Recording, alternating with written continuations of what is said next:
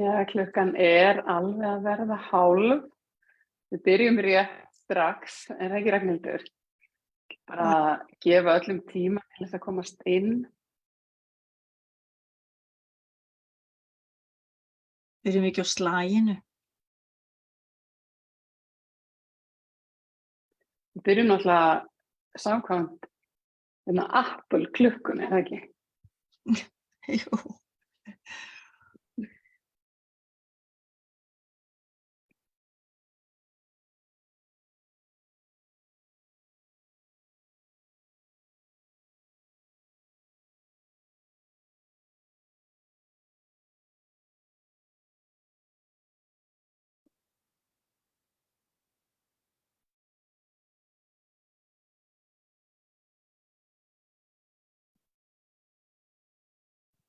Klukkan orðin. Yey! Við erum velkomin á þessa vefkynningu sem við erum hérna með. Þetta á vegum Háskólans á Bifröst og við ætlum að tala hérna kjark til forystu og rannsóknir Dr. Brené Brown í þessum færni þáttum sem byggja kjark til forystu. Og við verðum hérna hvað í 45 mínútur og vonumst til að kynda svoleiðis undir áhorfendum að þeir flykkist á Bifröst í maí og verði þar með okkur í 3 heila daga. Það langur tími, Lóa? 3 heil dagar, það sem maður getur gert á 3 dögum. Nú segjum við aðeins frá þessum færni þáttum sem byggja kjarkinn til forystu. En það sem við gerum á Bifröst, við erum semst með námskeið í byrjun maí, ekki örugglega 2.–4. maí. Ég oft rugluð í dagsetningum. Það ekki 2.–4.? Já, það 3., 4., 5. Það skot að tjekka. Já, við sem við tekka því. Við skulum biðja hana Önnu Jónus, fulltrúin frá Bifröst, að setja bara í tjatti á Facebook hvaða dagsetningar þetta eiginlega. Það eins gott að við mætum á réttum tíma. Þannig að þetta mislukkist ekki alveg hjá okkur. Við ætlum að tala aðeins meira í dag einmitt þetta að misheppnast, gera mistök, svona feysa mótlæti. En allavega, námskeiðið 3 dagar, það heitir Dare to Lead, eða kjarkur til forystu, og þar förum við í færniþættina og æfum okkur. Þannig að þetta eiginlega svona æfingabúðir. Af því að það eitt að lesa sig til eitthvað, læra eitthvað, svo fer maður að æfa sig. Og það ætlum við að gera. Gott eins og Brené Brown orðar þetta alltaf þetta með að fá þetta inn í beinin, ná þessu inn í mergin. Og ég svo mikið haustum á mér, að það það sem ég veist alltaf svo mikil áskorun, það þetta með raun og veru, ég get vita þetta allt saman hér, en svo að ná þessu einhvern veginn í hjartað og geta gert það. Það svona svo gott að hafa 3 daga til að æfa sig og síðasti hópurinn sem var hjá okkur í haust, hann kvartan reyndar að segja við því að hann hafði líka þurft að æfa sig í hádeginu og svona. Og kvöldin. Já. Við ætlum að segja meira frá þessu námskeiði sem verður þarna í byrjun maí. En fyrst bara aðeins hvað, við ætlum að fara í þessa 4 færniþætti en fókusera á klúðrið, það ekki? Þegar að hlutirnir fara úrskeiðis. Það nú hluti af því að vera hugrakkur leiðtogi og bara vera hugrakk í lífinu, eða eins og við erum að kenna að þegar við erum hugrakk, þá stundum mistekst það og við fallum. Já. Og maður getur náttúrulega verið með það motto, það ekki víst að þetta klúðrist, en það kannski heillavænlegra að gera ráð fyrir því að það heppnist ekki alltaf hjá manni. Og alveg eins og Brené segir, þegar við erum hugrakk og stígum út fyrir þægindarammann og gerum það sem okkur langar til að gera, að þá bara tekst þetta ekki alltaf hjá okkur. Og þá þurfum við að hafa einhver svona verkfæri til þess að takast á við það. Og þetta eitt af því sem reynist okkur mörgum svo ofsalega erfitt. En hvað Það það sem við ætlum að fókusera á í dag, það ekki? Og Já, hvað já. eiginlega, hvað þetta eiginlega, Ragnhildur? Hvað þetta? Þetta með failure. Já. Ef við ekki að biðja þáttakendurna að hjálpa okkur.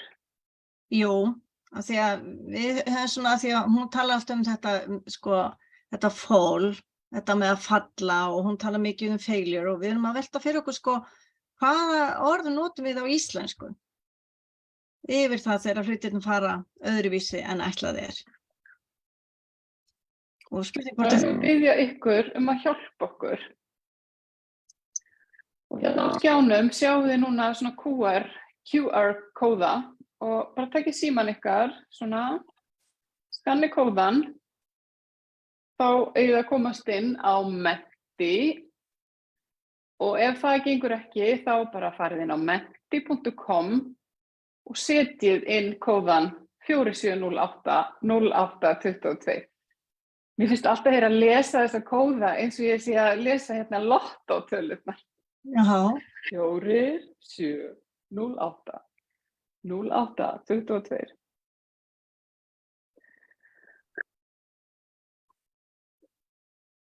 En Lóa, þegar ég fer inn, þá kemur bara hjá mér skannaði kóðan. Já, það að því við erum ekki búin að opna fyrir. Við ætlum að leyfa fólki að fá smá tíma til að komast inn. Þetta eru þau mistök sem ég ger alltaf. Ég svo bráðlát. Ég get aldrei beðið. Þannig þegar ég að opna fyrir ykkur kerfi og svona, þá ég alveg búin að opna 16 síður, skilur, og tefafra og allt þetta, því að ég bara Þannig nú ég bara anda. Nú bara anda og skal ég leta áfram. Þannig að hvernig eiginlega failure á íslensku? Hvernig myndir þú lýsa því? Hvað orð myndir þú nota?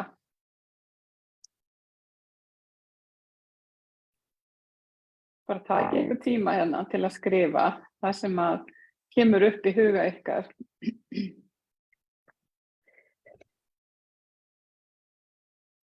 Klúður, já. Klúðugt líka. Þetta er góð byrjun þegar að við leyfum okkur að mistakast. Já.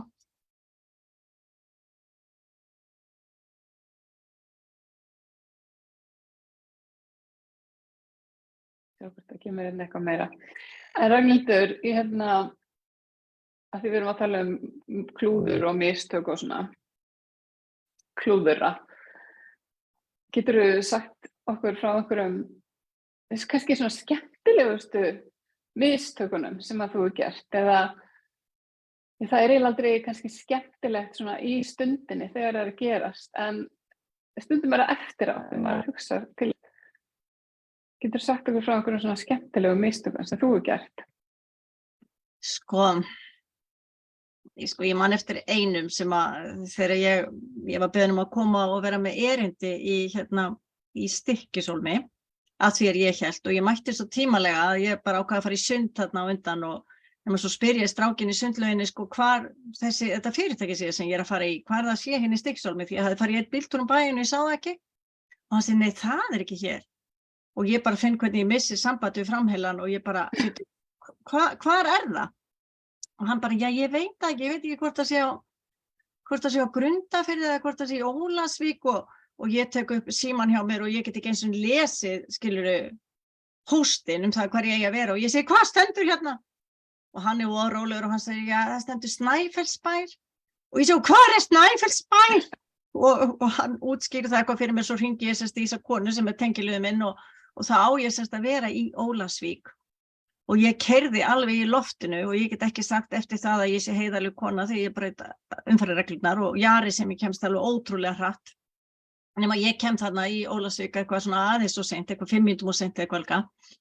Og þá tók það mér svo rosalega vel þessar konur sem ég átti að vera með og þær segja við mig, þetta er ekkert mál, fólk hefur farið til Ólafsfjarðar.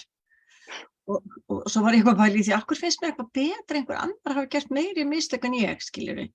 Það verra að fara til Ólafsfjarðar heldur en í Stykkishólm. En svo fann ég það að þetta truflaði mig svo brjálæðislega að ég hefði gert þessi mistök. Af því ég utan á landi og ég ruglast ekki á Snæfellsbæ og Stykkishólmi. og svo hérna leiðið ég kom heim þá fór ég náttúrulega að leita blóraböggli fyrir þessum upplýsingum af því ég gat ekki sætt mig við það að ég hefði bara ekki lesið leiðbeiningarnar nógu ítarlega og ég hefði bara gert þessi mistök af því ég gerði þau. Þannig að svo bara enda fór ég bara hringinn í kringum Snæfellsnes og því var komin alla leið til Ólafsfjarðar, þetta var dásamleg ferð og allt það sko. En eftir það þegar ég að fara svona út að land sérstaklega, þá svona verði að viðurkenna að ég doppeltjekka til að enda ekki í Reykholt í Borgarfirði í staðinn fyrir Reykholt í Biskupstungum eða eitthvað svoleiðis. En ert þú með eitthvað svona Þannig að þú lærðir af þessum mistökum? Já, en mér fannst þetta svona, lærði það svona, já, ég lærði það. Ég ætla að segja góður íslensku, the hard way. Já, við skulum aðeins skoða þessi orð sem eru komin hérna upp á skjáin. Áður en ég segi frá svona misheppnuðu atriði sem ég hef upplifað. En þessi orð, af því að við erum alltaf að leita að sko hvað snýst eiginlega þetta failure, klúður, mistök, að misheppnast, eitthvað fyrir úrskeiðis hjá okkur, það fer ekki alveg eins og ætla okkur. Kannski bara fer það aðeins öðruvísi heldur en við höfum hugsað okkur. Og þetta snýst oft svona mótlægi eða bakslag, eins og þú varst að lýsa. Þú varst með þetta frábæra plan og svo bara klúðraðist það, maður mætir mótspyrnu. Og oft þetta sko huglegt. Það ekki endilega þannig að við gerum mistök. Þetta fall getur verið bara eitthvað sem í höfðinu okkur, eða svona tilfinning að þetta fór ekki eins og ég hafði hugsað mér, misheppnaðist, klúðraðist. Þannig að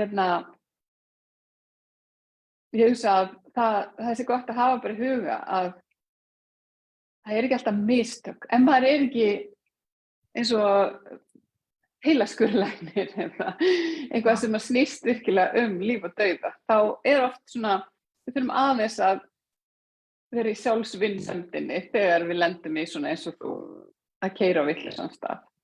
En það tók mér nú 17 kílómetra að komast í hana. Ég var í 17 kílómetra frá Stykkishólmi og upp á afleggara og allan tíma þá var ég að blóta sjálfur mér og ég reyndi að gera þau mistök að hringja í manni minn og hann var bara, hvernig gastu gert þessi mistök, Ragnhildur? Þú svo fljótfær og ég var alveg með sjálfsvinsemdin að reyna að ná í hana skilur að það geta allir gert svona mistök, það hversu mig geta gert þetta, þú veist þetta fer allt á besta veg og ég mun ná, skilur við. En það var ansi djúpt á sjálfsvinsemdinni, ég verð að viðurkenna það. Vegna þess að þetta samræmdist ekki ímynd minni af mér sem þessi pottiti námskeiðshaldari sem rata út á landi og alltaf svo skipulögð og ég kem alltaf svo tímanlega og ég með þetta alltaf á hreinu og ég helst komin hálftíma undan til að geta farið í sundi, skilurðu.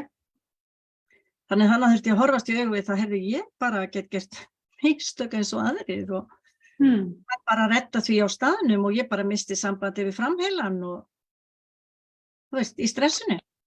Og þetta sem þú segir mitt að þegar það snýst svona identitet, hver ég þegar við förum að segja við okkur sjálf að veist, ég algjör lúser og lendum í skömminni.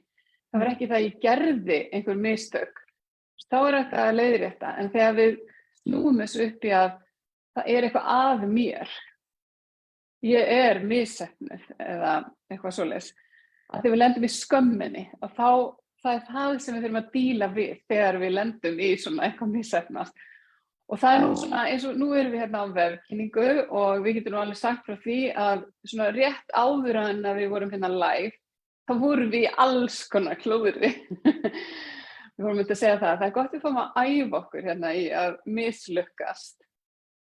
Af því við erum að fara að tala þann færni þátt, að leyfa sér og æfa sig í rauninni að mislukkast til þess að fá lærdóminn úr því og næstu við erum með vefkynningu, þá gengur það ennþá betur. Síðast, þá datt ég til dæmis út.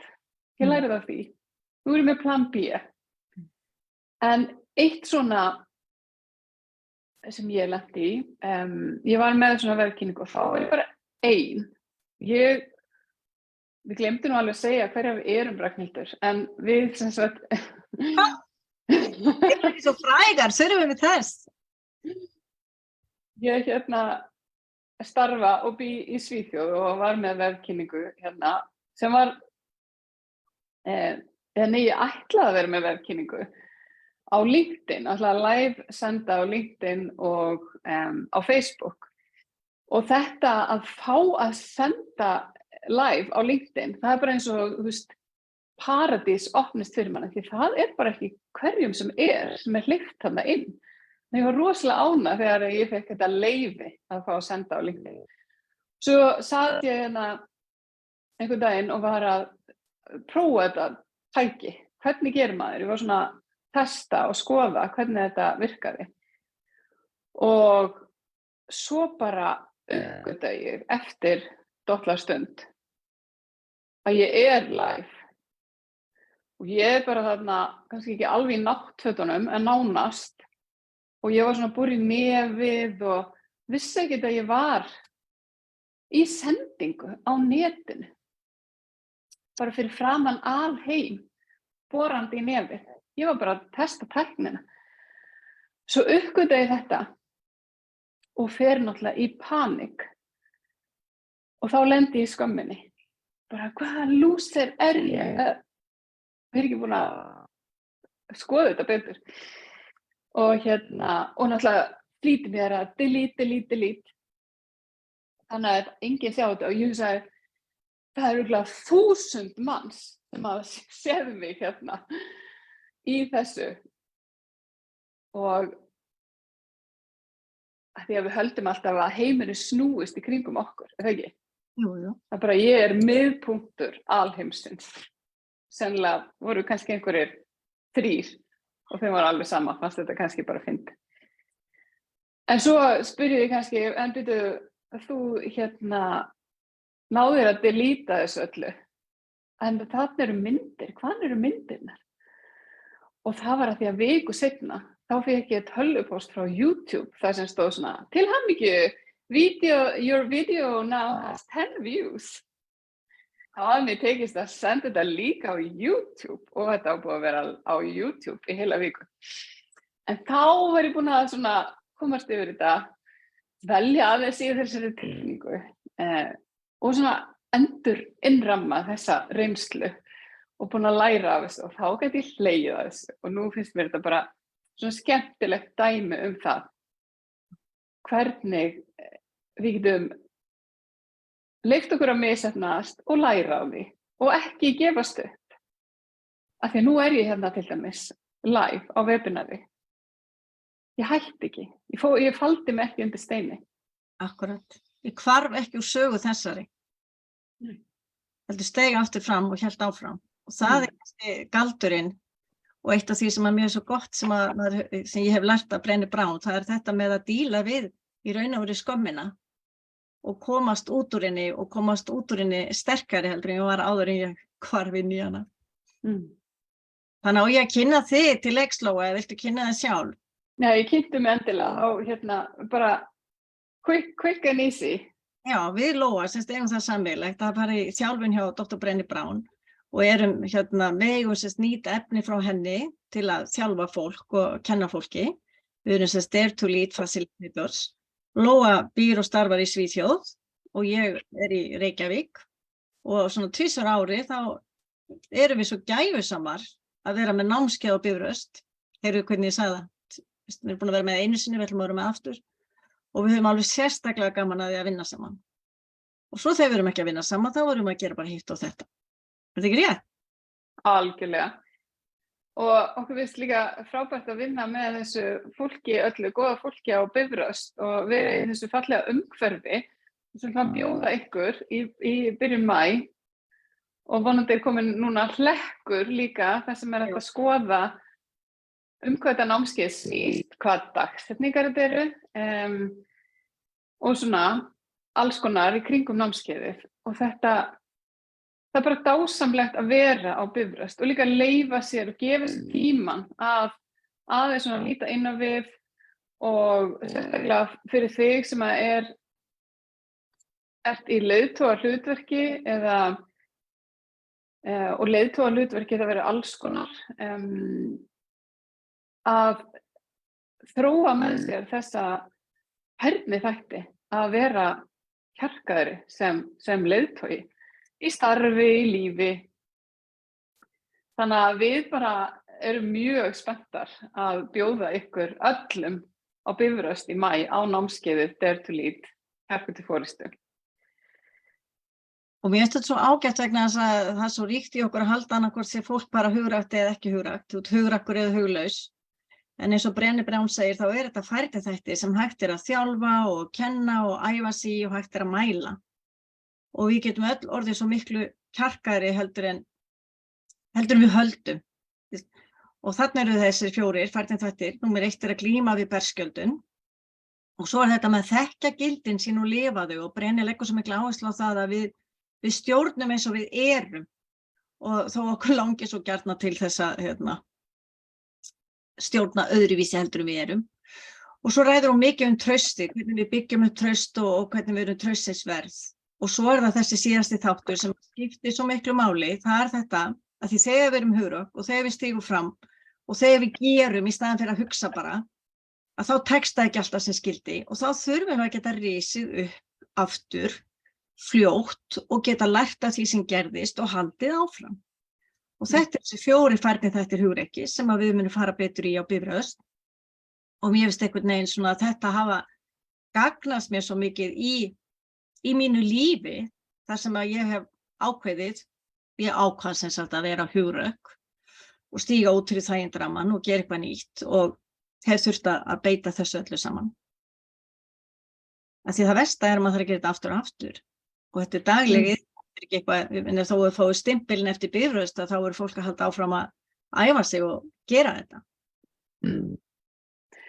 Og þessi stimpil, sko, maður fær með þessi diplóm, og titilinn Dare to Lead Trained, þetta er svona badge sem maður getur sett alls þar, sem að gefur mann líka tækifæri til þess að innleiða þessa færniþætti og Dare to Lead aðferðirnar í teyminu sínu, í vinnunni.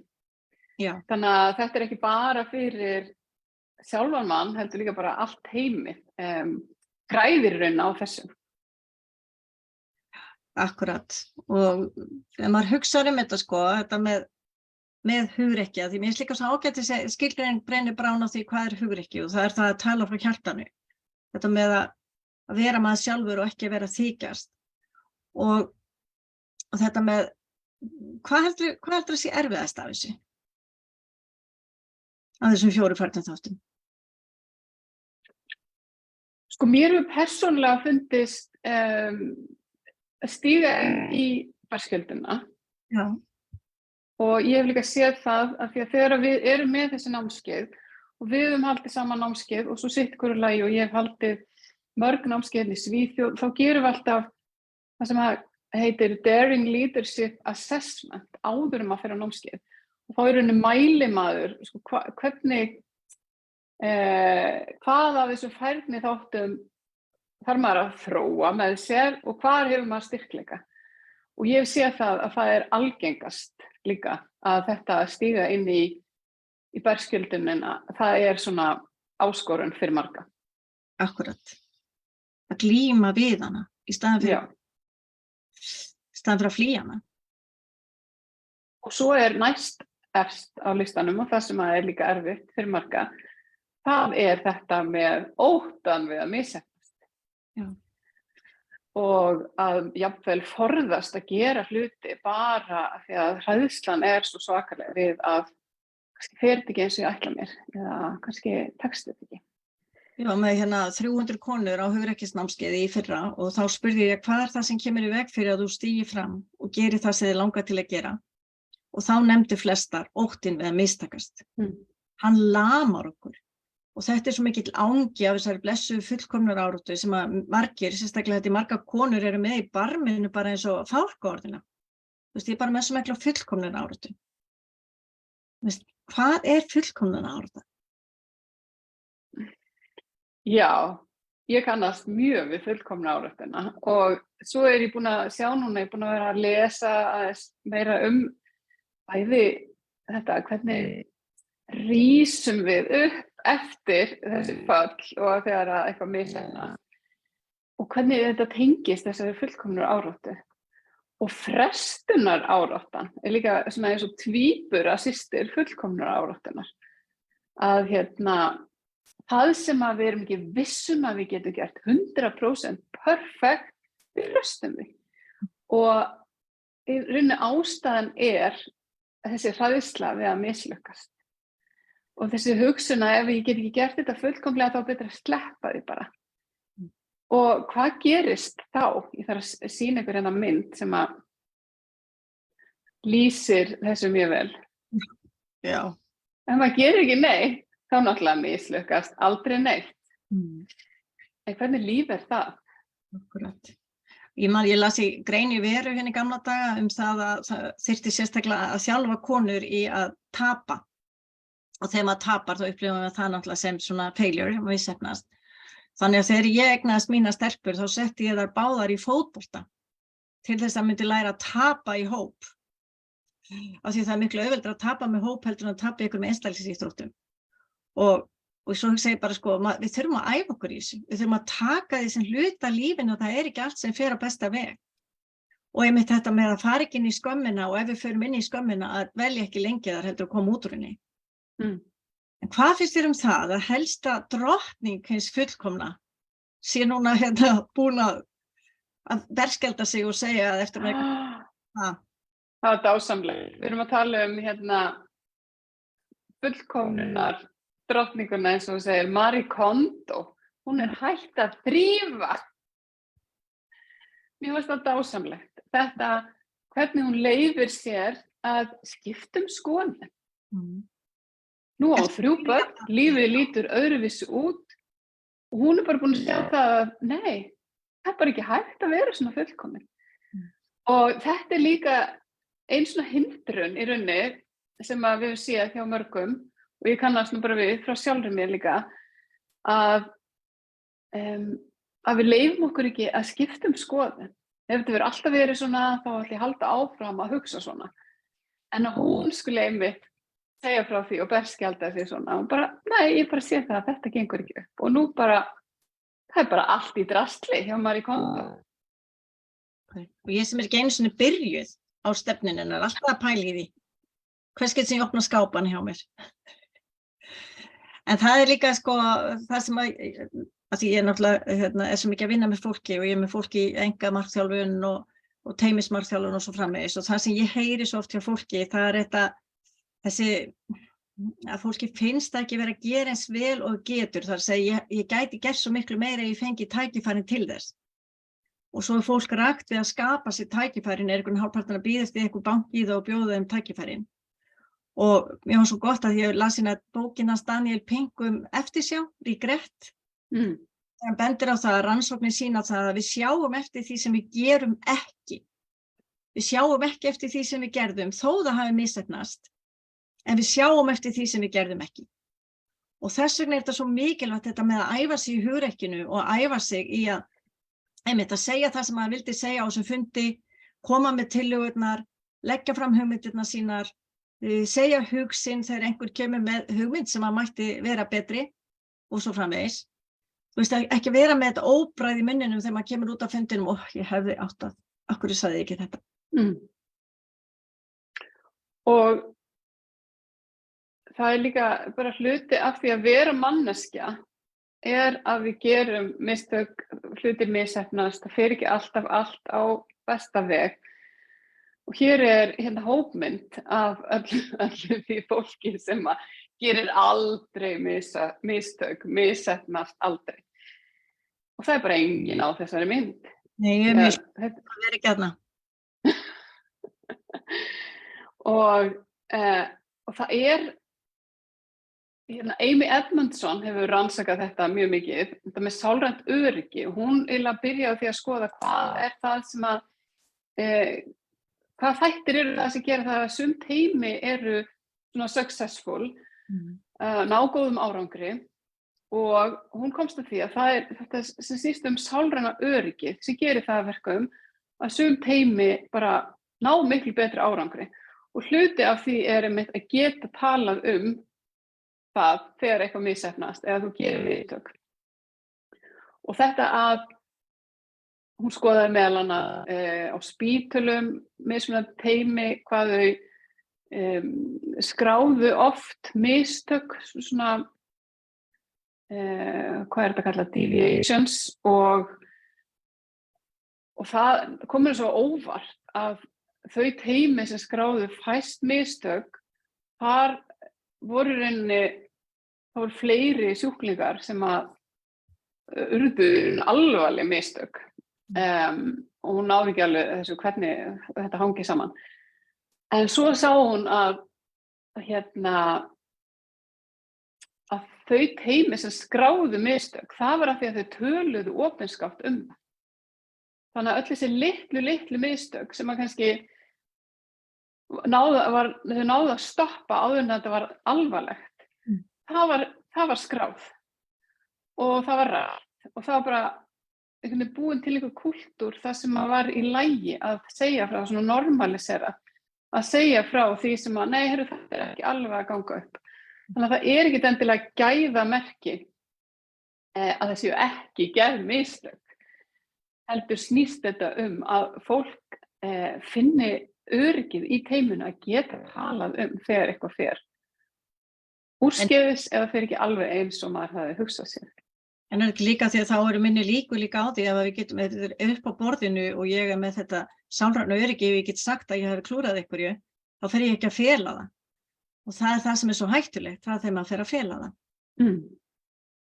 Og líka þetta... Og þá geta þessi mistökum vaxið í eitthvað sem mjög alvarlegt. Já.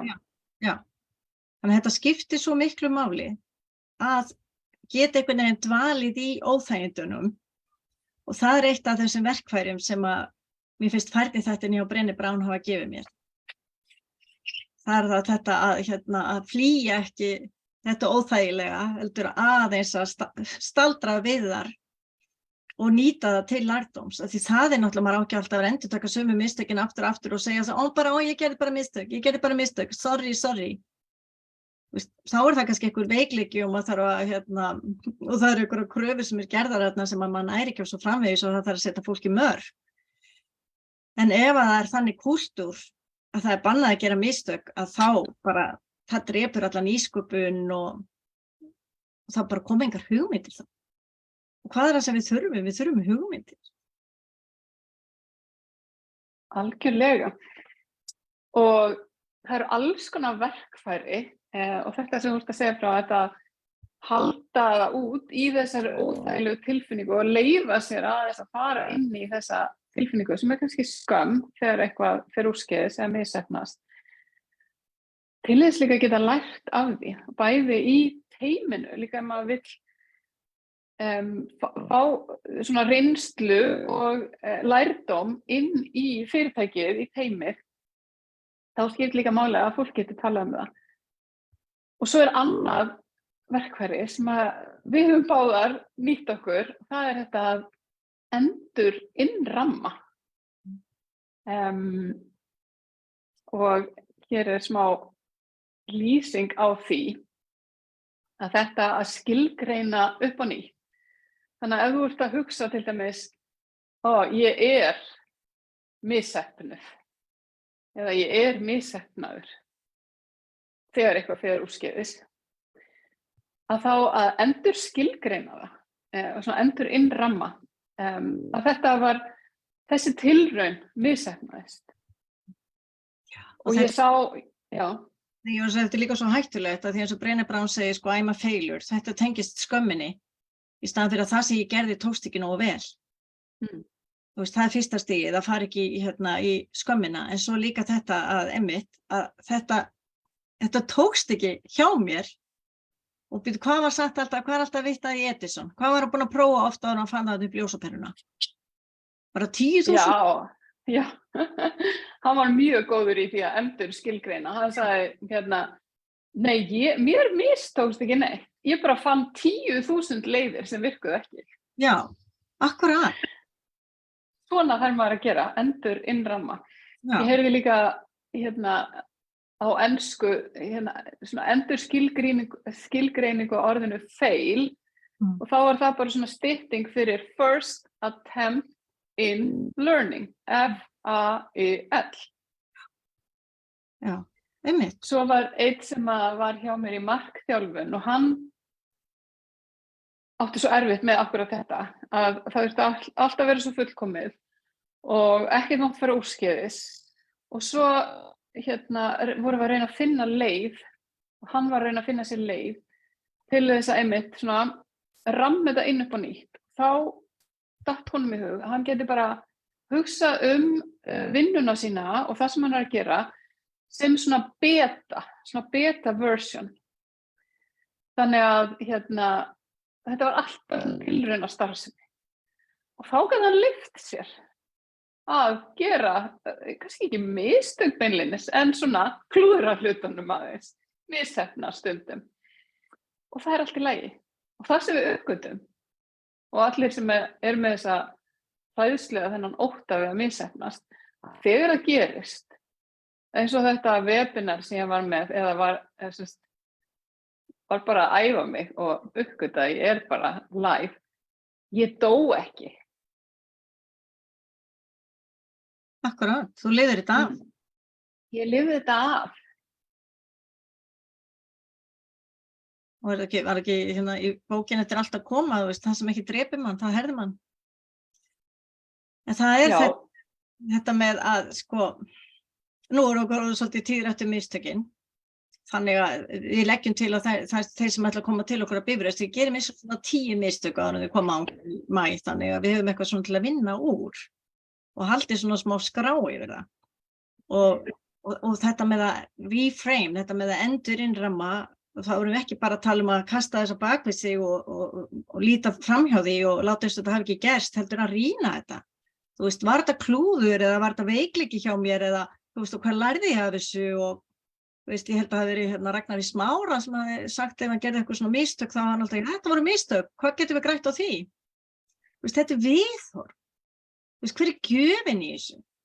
Og svo líka með þetta með að, sko, þetta með að rísa upp og vinna sig út úr skömminni og þjálfa sig í þessari skammarseglu því að þetta snýst svo mikið skömmina sem grípur okkur þegar það kemur í ljós bara, ég er nú bara ekki fullkomin eins og ég hef alltaf reynda á. Þannig að, en segðu mig Lóa, að því nú er þetta námskeið og bara fyrir fólk sem er misheppnað? Þetta námskeið er fyrir alla sem vilja í rauninni verða leiðtogar í eigin lífi. Vilja þróa með sér þessa færniþætti. Og hluti af því er náttúrulega að leyfa sér stundum að vera ófullkomin, af því að við erum ófullkomin sem manneskjur. Og ég var að hugsa því að ég var að hlusta á því núna, Ragnhildur, að það er í rauninni bara, ef við erum að tala mistök og svona misheppnast, það er bara tvennt. Með svona alvöru, raunveruleg fails, að það er þetta að fela sig undir radarnum og gera ekki það sem maður dreymir eða vill gera af því að maður er svo hræddur að misheppnast. Að það stíga ekki fram eða gera það að falla og læra svo ekkert á því. Er það ekki? Ég minnst líka þriðjum tengist kannski og það er einmitt sko að falla og rísa ekki upp aftur. Já. Og að því að yngri stelpa mín, hún æfði skauta í svo mörg ár og ég man því að var að horfa á henni í keppni og svona. Og það er verið að taka gröftsnúninga og hitt og þetta og svo þetta er alveg út og suður. Og ég man að ég hugsaði sko þegar hún datt að einhvern tímann, ég hugsaði að ég myndi bara þykjast að hafa fótbrotnað og láta sko bera múta svellinu, frekar heldur en að rísa upp. Þú veist, en það er spretta upp og halda áfram í dansin. Og þetta, mér finnst þetta svo góður lærdómur, þú veist, það tekst ekki allt, hvað ætla ég að gera? Ég verð bara að spretta upp og halda áfram í dansin. Já. Og gera það besta það sem eftir er. Þú veist, þetta klúraðist en næsta stökk mun bara takast. Festast ekki í skömminni. Já. Og þetta er sko hæfileiki sem maður getur þróað með sér og æft. Við viljum að gera það á Bifröst. Og það er þið sem ætla að koma og vera með okkur í maí, endilega byrjið núna að æfa ykkur. Æfa ykkur í einmitt því sem að þið eru kannski svona hræddust við. eins og þessi sem að ég las daginn sem að var svo rosalega hræddur við að fá nei. Og hann bað eitthvað, hann gat eiginlega aldrei beðið neitt. Af því að hann var svo hræddur að fá nei og þessi höfnun var svo erfið fyrir hann. Þannig að hann fór í það á hverjum degi að biðja eitthvað sem var erfið og hann var næstu viss að fá nei. Þannig að hann var einhverju viðtali og spyr svo eftir viðtali, mætti ég ekki sjá veðurfréttina fyrir ykkur á eftir? Sem að fékk hann auðvitað nei, af því að það var veðurfréttamaður sem að sá veðurfréttina. En þetta, að gera þetta í 100 daga, þá var þetta bara svona, það er bara í lagi, þó missi hafna. Því að snýst ekki mig. Nei, það er ótrúlega gaman ef það hefði verið sagt já, hann hefði ekki að spreytast veðurfréttunum. Þú veist, þá lendir maður einhverjum ævintýrum og þá hefur maður einhverjum sögur að segja og þú veist. Og það er skemmtilegra. Já, en það er líka það sem að skipti máli, það er í raun og veru alveg svo þarna þegar ég lenti í Stykkishólmi sem að mér var ekki hlátur í hug, skilurðu.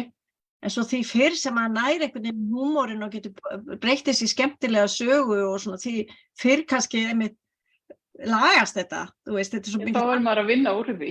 Já, partur af heilunin og þá er ég ekki að tala að nota húmórinn sem einhverja vörn og einhverja varnarhættu og ég er bara allt sem ekkert klaumi og ég er alltaf gerandi mistök og ég klúðra öllu. Alls ekki. Þú veist, maður að passa sig á hvaða sögum maður segir sig. En það er hættulegast að öllu að segja sögun sig að maður sé svo fullkomin að maður ger aldrei neinn mistök og fyrir viki gerir maður ekki raskat. Nei, og er bara ógeðslega boring. Já, og hver vill vera það? Hver vill vera það? Heyrðu, en ég alveg gleymdi að skoða hvort það voru spurningar. Það er svo gaman að vera saman og spjalla. Gaman. En þið eru velkomin að, ef þið eru með spurningar, skrifa þær í Facebook-tjattið. Ég var að reyna að fylgjast með og Háskólinn á Bifröst er búin að setja einmitt í tjattið hlekk þar sem að er hægt að fara og lesa allt námskeiðið Dare to Lead, Kjarkur til forystu. Fyrstu 5 sem á þessa fínu bók, ég er að sýna hann í fókus, sem er svona grunnbókin á námskeiðinu, en allir sem koma á námskeiði fá náttúrulega fína vinnubók, sko. Já, og svo er núna snemmskráningar afsláttur, þannig að að gera skrá sig núna sem fyrst til þess að fá þennan afslátt, snemmskráningar afslátt. Mörg fyrirtækja og verkalýðsfélög, stéttarfélögstyrkja. Fyrirgefðu greip fram í fyrir lógu mín. Já, ég man bara ekkert hvað ég ætla að segja. Einmitt, skoða þetta með stéttarfélögin og þessa styrki að margir af þeim sem hafa verið á þessum námskeiðum hafa fengið styrki frá stéttarfélaginu sínu. Og það sem að nú vorum við með námskeið í september í fyrra haust og umsagnirnar það námskeið voru, það var bara, fólk var að uppgötva nýjar hliðar sjálfu sér, þetta geta svona opnað fyrir berskjöldina, þessi færniþættir sem að ekki bara lærðu heldur æfðu sig í, að þetta bara breytti mjög miklu fyrir þær sem voru með þá og þá var námskeiðið, þá var það fyrir konur í leiðtogahlutverkum, en nú eru öll kyn velkomin, er það ekki? Jú. Að opna þetta fyrir öll kyn í maí. Já, ég held einhvern veginn sko, að því það líka það sem myndaðist í fyrra, náttúrulega var líka það sem okkur langaði til, sem er gott tengslanir, að því það er svo rosalega gott að hafa einhvern annan til að spegla sér í og jafnvel að vera með einhvern annan sem er að tóa sér mjög gott að eiga vini í vinnunni, þá er þessi mjög gott að með fyrir leiðtoga að geta leita til annara sem er í svipuðu hlutverki einhvers staðar annars staðar. Þú veist, svona bara hvernig bregst þú við þessu og þú veist, þetta bara með að spegla sig. Þannig ég held nú satt að segja að sko stærstu mistök sem fólk getur gert það er að mæta ekki á námskeið. Já, einmitt. Þannig að endilega skoðið þið, lesið námskeiðið og bara just do it. Af því að annars kannski sér maður eftir því. tækifærin eru svo fá og þetta í annað skipti sem við erum með svona opið. Ég hef verið með svona fyrir sveitarfélög og fyrir fyrir fyrirtæki og stofnanir og þú ert náttúrulega aðalega í útlandinu. Þannig að grípa tækifærið og verða kjarkari og hugrakkari leiðtogi og eiga 3 daga á Bifröst með öðrum sem í sömu erindagjörðum. Það mikil gjöf að gefa sjálfur sér þetta tækifæri. Og ég náttúrulega þakka svo mikið til að vinna líka með þér, Lóa, og kynnast nýjum þáttum hjá sjálfum mér. Og við fáum líka fullt af tækifærum þá til þess að klúðra hlutunum og gera okkar eigin mistök og svona. Þannig að við erum líka alltaf að læra. Og þetta svona, við erum að skapa þetta saman, hópurinn sem verður með okkur á Bifröst, eins og sá sem var síðast. Þá þetta mjög mikið sem við erum að skapa þetta saman. Þannig að þið sem eru þátttakendur gerir mjög mikið hluta af vinnunni. Þetta ekki bara svona hlusta á einhverja fyrirlestra. Við náttúrulega deilum af okkar kunnáttu og reynslu og svona, en þetta aðalega vinna sem gerir með sjálfu þér og í hópum, alls konar hópum. Og hún minni hópum og stórum. Hún gefandi, hún gagnleg, hún skemmtileg.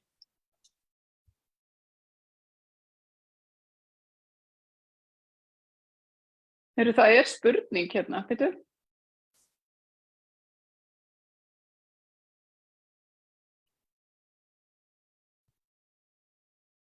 Ok, það spurning hérna þessa fjárfestingu. Hvað kostar á námskeiðið og hvað myndu þið segja að maður fái fyrir peningin? Þetta spurning á LinkedIn, einhver sem þar en horfir á Facebook. Hvað myndu þið segja, Ragnhildur? Hvað fáir peningin? Hvað færðu fyrir peningin? Þú færð hugrakkari útgáfa sjálfur þér. Þú færð verkfæri til þess að verða hugrakkari. Þú færð nýtt tengslanett. Þú færð nýjan fróðleik. Þú færð bara ný verkfæri, verkfærakistuna. En hins vegar man ég ekki hvað það kostar. Ég verð að viðurkenna það. Nei, ég man það ekki heldur. Við erum mjög lítið uppteknar á svona dagsetningum, kostnaði og svona. En þetta allt smáatriði, þetta allt á heimasíðun á Bifröst og það hlekkur hérna. Við erum bara í á síðun. Að það verður gaman, það verður gagnlegt og þetta verður bara, mestu mistöki sem hægt að gera þar að mæta ekki. Yes. Þetta voru góð lokaorð. Þannig að ekki gera þau mistök að mæta ekki. Bara skráðu þig á námskeið. Og við sjáum. Verið hjartalega velkomin. Í maí á Bifröst. Og vertu blessuð, Lóa mín, gaman að vera hérna með þér. Sömuleiðis.